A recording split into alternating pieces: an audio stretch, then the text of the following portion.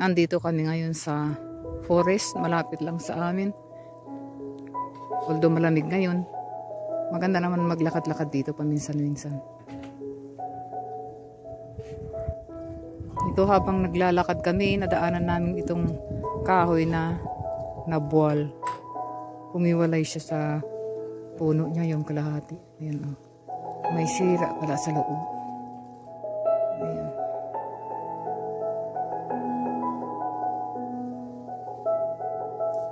I mean, walang mga dahon yung mga punong kahoy. Nabubulol ako kasi malamig yung bibig ko. Medyo hindi gaanong malamig ngayon, kaya partly lang yung tumigas na tubig. Yan, oh. Sa ibabaw lang naman yung tumigas dyan, sa ilalim hindi. Parang kulang yung jacket ko. Kasi pag nagsasalita ako, parang naninigas yung dila ko.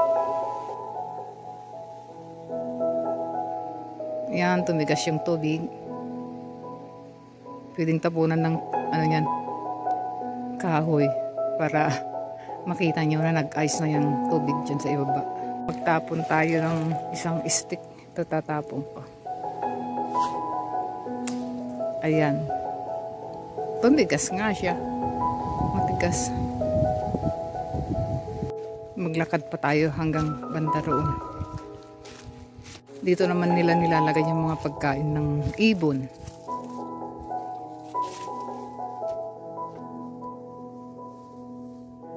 Para may makain naman sila pagka winter. Pagpa tayo. Magtapon ulit ako ng ng maliit na kahoy doon.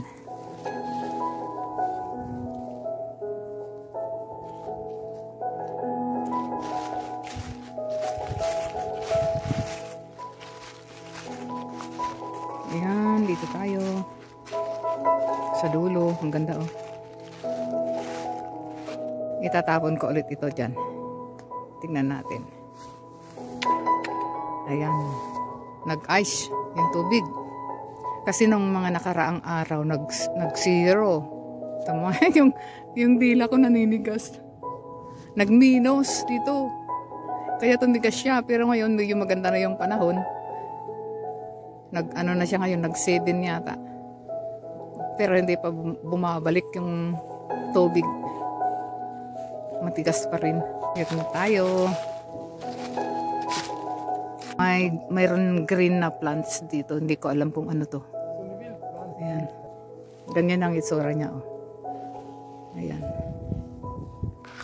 Yung kamay ko namumula na. Kahapon malakas yung hangin. Kaya ayan, may nagtumbahan na naman na punong kahoy. Ito yung mga puno na may sakit. Kaya madali silang mabuwal. Dito nga yung -1, -2, -3, -4 ay talagang grabe na yung lamig. Paano na kaya yung mga nasa Canada? Na -20. Ako, Diyos ko, mga taga-Canada dyan. Shout out sa inyo. Sobrang lamig, puro ice na lang nang nakikita sa paligid. Mabuti na lang dito, hindi gaanong nag-iis, no? Paminsan-minsan lang nag-iis no dito. Naku, yung labi ko, siguro nahala tayo pag nagsasalita ako na naninigas. Baka kulang ako sa suot, kaya ganun.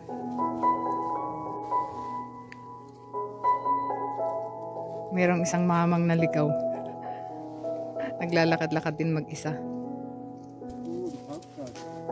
Sabi ni Aspan, nakalimutan ko ulit i-take yung vitamins ko. Ako nakitang pinutol na kahoy. Yan yung mga range niya. Yung isang ikot daw ay 1 taon. Pinag-aralan ko din yan ng elementary ako. Meron pa isa dito. Ayan. May number 4. Ayan. May mga mushroom dito. Ayan. Ito siya. Pero siyang maliit. Ang cute niya. Uy. Meron po isa dito, napakaliit niya. Ayan. Ito siya.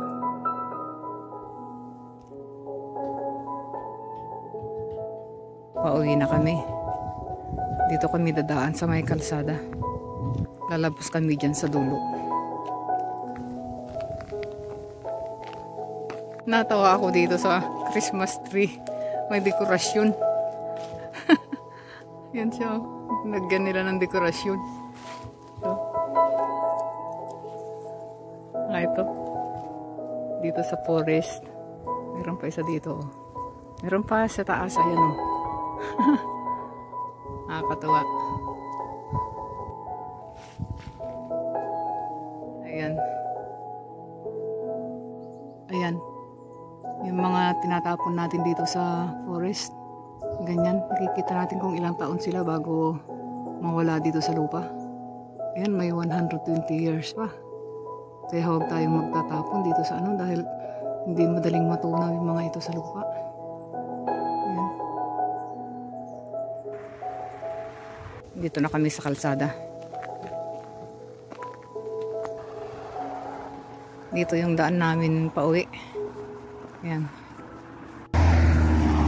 Ang ganda pa rin ng pagka-green ng mga damo. May dumaan na dalawang nagbibisikleta. Dito na kami sa village namin. Bye bye na, next time ulit.